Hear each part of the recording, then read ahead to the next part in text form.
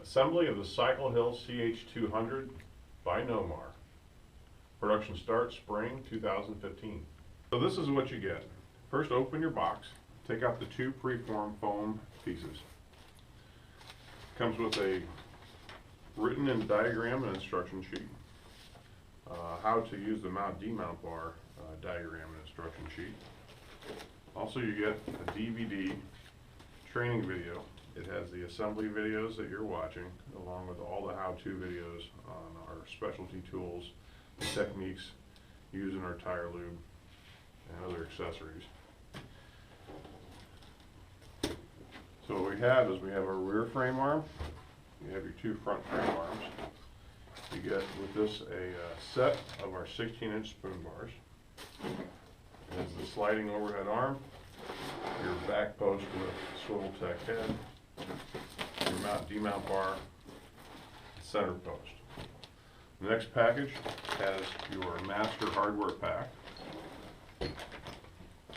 which has your spare tip, and we'll lay out the other hardware in a second. Your mount-demount handle. Tool collar comes with this. Your guide number strip for your frame arms. Your plate and block for your bead breaker. You get the ATV bead brake arm. You get two breaker tees. You get your scratch proof and your ATV style tee, along with tire lube paste, spray bottle, and 3 of our posi clamps. And then of course our stand and your top Y is here. First we'll open the hardware pack.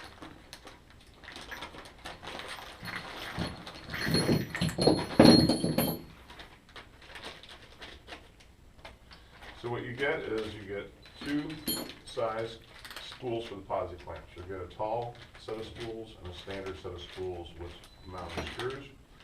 You get plugs for your frame arms and slide arm. A knob for the overhead arm to lock the center post. 1 spare D-mount tip. You'll get a long 3-inch black screw for your spoon bar collar. You'll get 6 large long bolts with lock washers. These hold the frame arms onto the base.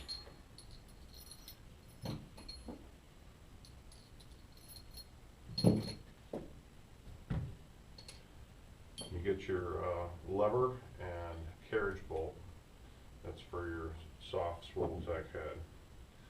You also have 2 1¼ inch screws for your bead brake block, along with 4 set screws for your back post and 1 shorter set screw for your mount-demount handle.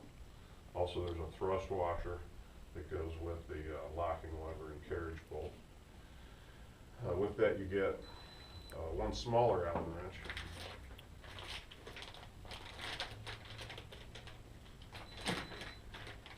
You get the spools ready, and with the spools and spool screws, you'll also get a little larger Allen wrench. So first, we're going to start with our stand. We're going to attach our press plate and block. It's pre-drilled and pre-threaded.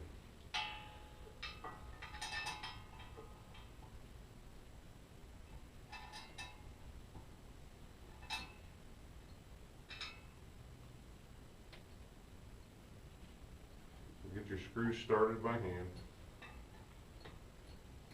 and you may use the Allen wrench that we provide. I'm going to use some power tools to expedite this.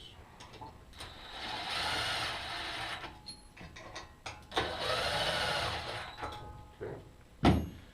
Next, we're going to attach the ATV bead brake arm. You'll see it has 2 clevises. You have 2 adjustments for different heights for clearance for braking your bead. You're going to take 1 of the carriage bolts, or the shoulder bolts, and get that started.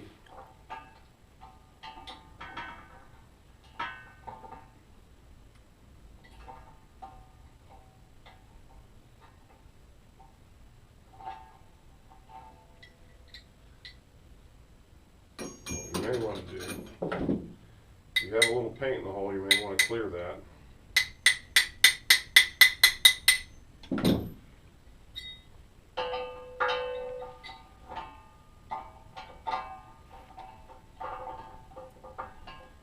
then we'll tighten that up as well with an Allen wrench. Just until it stops. Don't shim this with any washers, it needs a little bit of wiggle room. And this unit does come with the scratch proof along with the ATV style tee.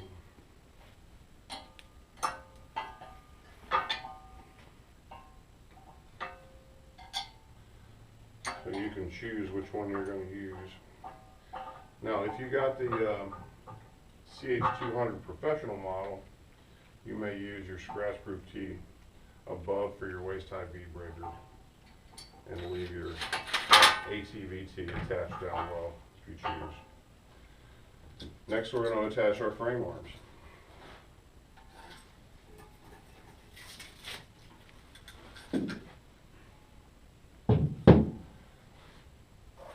So the rear frame arm has the collar on it, and it's going to go toward the back of this unit.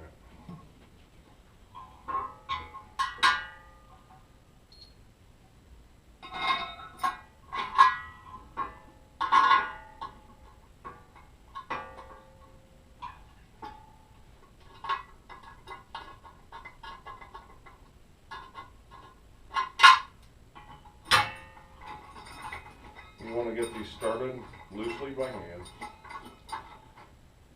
All the holes here have been, and threads have been chased for easy assembly.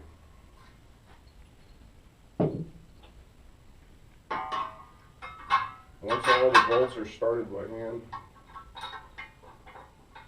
you'll snug them down to about 10 foot-pounds. That's all you need, just until the lock washers compress.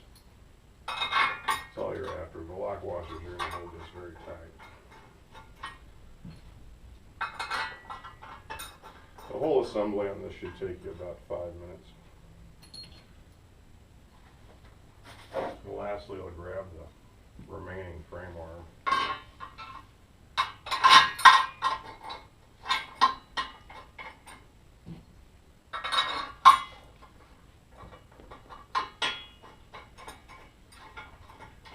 And here again, these bolts are either 19 millimeters and 3/4.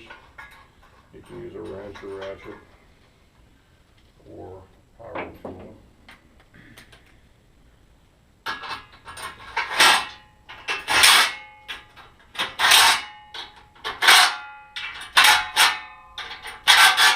Okay. We'll insert our end plugs.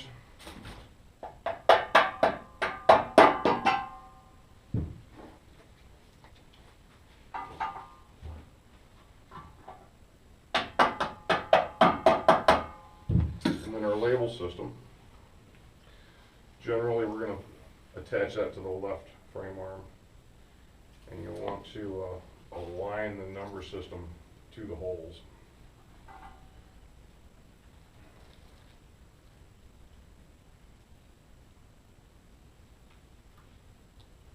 Give it a stick.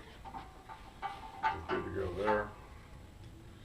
Next we have our set screws for our back post. I'll get those started. The frame arms on this unit have been case hardened, so they are not going to distort with frequent use.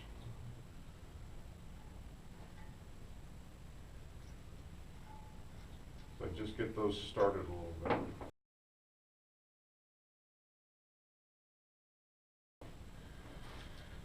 Next, I'm going to grab my back post. Before I slide this all together, I'm going to get my collars and tool collar slid onto the assembly. So what we have here is a tool collar, and it has a weld on the bottom. So you want to have that oriented down. There's a single thread cut into the tool collar that's going to allow you to screw your tire loop in and carry it. It also has a position for a set screw, and a spoon bar collar bolt. That bolt's going to allow you to hang your tools or hold the first spoon bar while you're, say, installing a Honda Goldwing tire. So just slip that on, weld side down, and you'll note that the back post has a decal that says rear. That's going to go toward the back of the machine. And you don't need to have this all the way up. In most situations, it's hanging down about 6 inches. Carefully align the rear sticker to the back, and then just tighten your 3 set screws.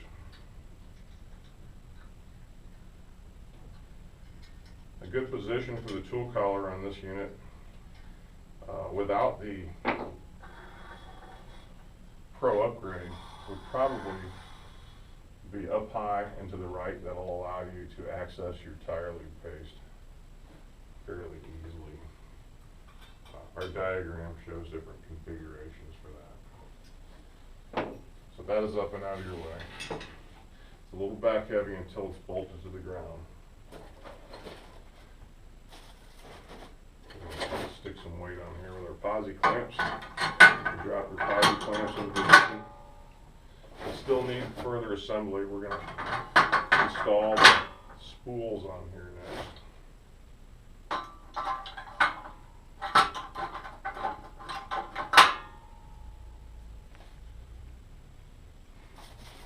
I'm going to take my overhead slide arm, insert the plug caps in the end.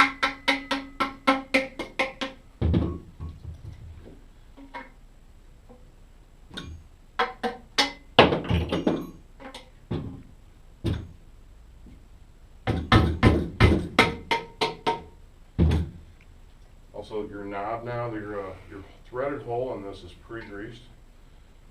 That's a good maintenance thing to do, is keep a little grease on there. And generally your knob is facing that way. So we'll slide that in and get it set. Next we have our locking lever and carriage bolt and thrust washer.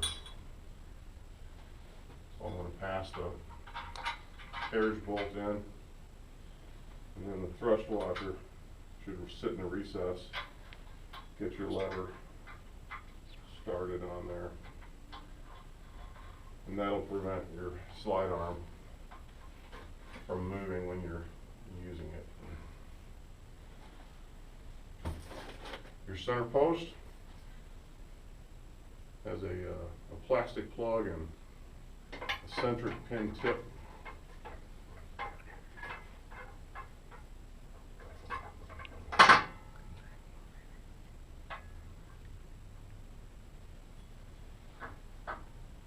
Next, we're going to install our spools. Our clamping spools, the standards are for most cast wheels, dirt bikes, ATVs, other narrow rim bikes.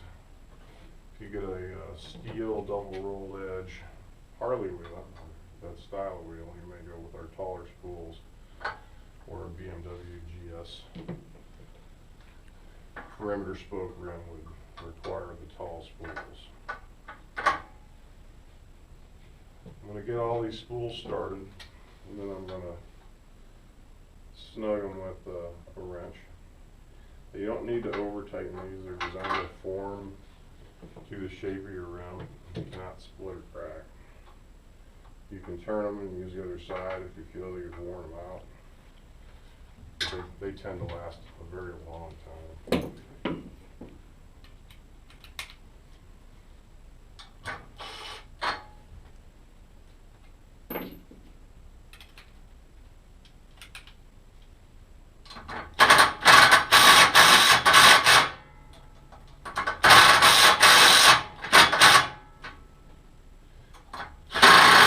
Some people think these are wheels. They're not intended to turn.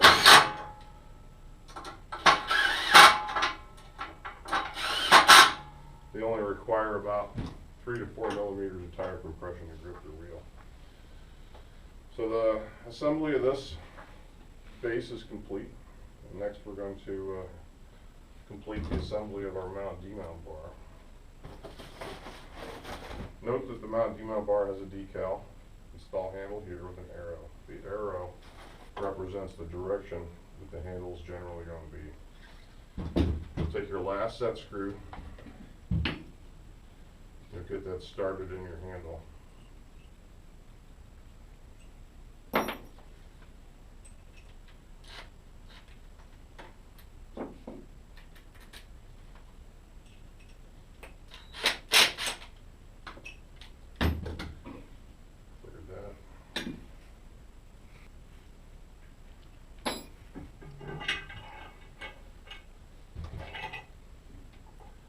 So you're going to want this at about 5 degrees above plane.